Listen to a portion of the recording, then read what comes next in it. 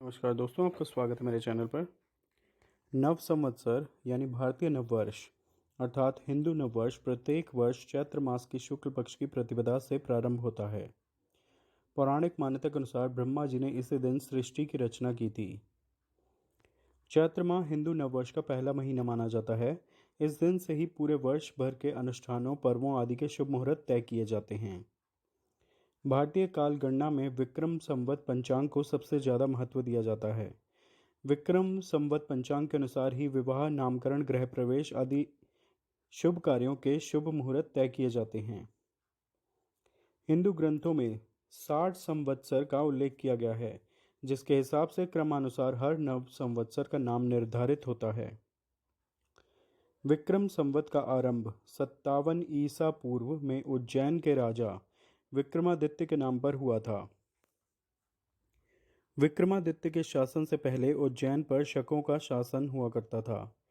ये लोग अत्यंत क्रूर प्रवृत्ति के थे। ये अपनी प्रजा को सदैव कष्ट दिया करते थे। विक्रमादित्य को न्यायप्रिय और अपनी प्रजा के हित को ध्यान में रखने वाले शासक के रूप में जाना जाता था। राजा विक्रमादित्य ने उज्जैन की प्रजा को शकों के अत्याचारों वाले शासन से मुक्ति दिलाई और अपनी जनता का भय मुक्त कर दिया, जिसके बाद विक्रमादित्य के विजयी होने की स्मृति में विक्रम संवत पंचांग का निर्माण किया गया था।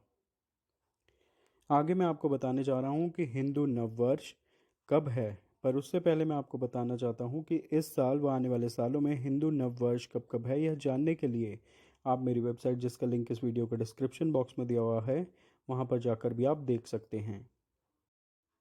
इस साल चैत्र शुक्ल प्रतिपदा 2 अप्रैल को हिंदू नववर्ष विक्रम संवत 2079 का आरंभ होगा। इस बार संवत्सर का नाम नल रहेगा। नव संवत्सर के राजा शनि होंगे और मंत्री गुरुदेव बृहस्पति होंगे। जिस वार को नव संवत्सर का आरंभ होता है, उस वार का अधिपति ग्रह वर्ष का राजा कहलाता है। इस बार शनिवार के दिन हिंदू नववर्ष का आरंभ हो रहा है, इसलिए संवत्सर के राजा शनि होंगे।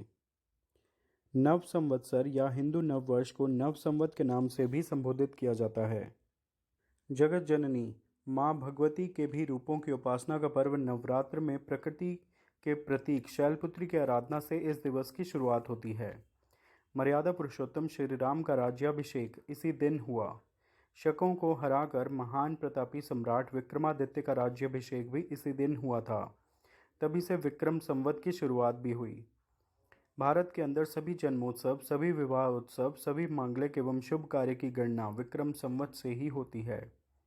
अतः नव संवत्सर ही वास्तविक, पौराणिक, प्राकृतिक और वैज्ञानिक नववर्ष है। चैत्र शुक्ल प्रतिपदा से ही अनेक संवत्सर प्रारंभ हुए। महाराष्ट्र में हिंदू नववर्ष को गुड़ी पड़वा के रूप में मनाया जाता है। चैत्र मास के शुक्ल पक्ष में जिस दिन सूर्योदय के समय प्रतिपदा हो, उसी दिन से नव संवत्सर आरंभ होता है। सिख नानक शाही कैलेंडर के अनुसार 14 मार्च को होला मोहल्ला नया साल होता है। इसे बैसाखी पर्व के रूप में मनाया जाता है।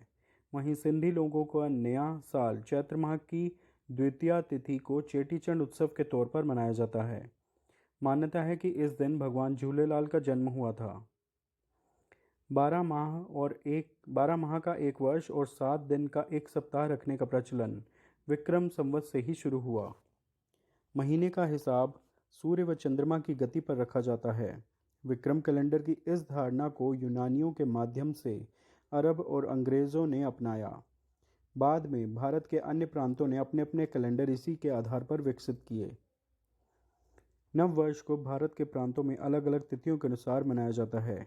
ये सभी महत्वपूर्ण तिथियां मार्च और अप्रैल के महीने में आती हैं। इस नववर्ष को प्रत्येक प्रांत में अलग अलग नामों से जाना जाता है। फिर भी पूरा देश चैत्र मास से ही नववर्ष की शुरुआत मानता है और इसे नव संवत्सर के रूप में जाना जाता है। गुड़ी पड़वा, होला मोहल्ला, युगादि, विशु, बैसाखी, कश्मीरी नवरेह, उगादि, चेटीचंड, चित्रे तिरुविजा आदि सभी की तिथि इस नव संवत्सर के आसपास ही आती है। ऐसा माना जाता है कि इसी दिन से सतयुग की शुरुआत भी हुई थी।